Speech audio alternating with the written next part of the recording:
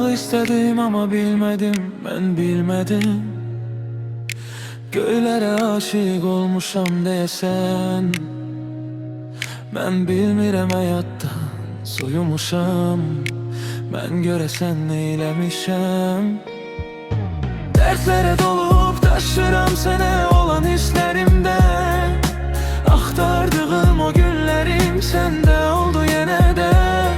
Bax neylədim bilmirəm, sənə olan hislerimdən heç məndən olan dertlerimi görməcədə gizləmişəm. Baxdıqca ağlayıram, gözlerimdə sızlayıram. Sənə baxdıqca hər anımı öz hislerimdə boğuluram. Mən neylədim bilmirəm, səni sevirəm.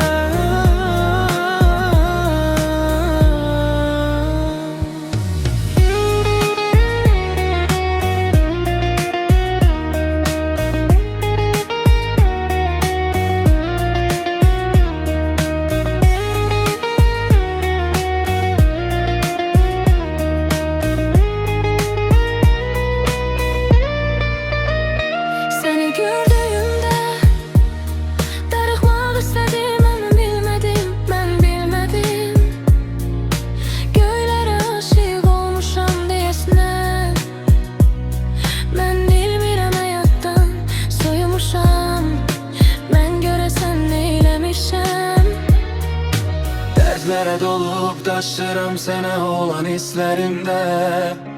Aktardığım o günlerim sende oldu yenə də.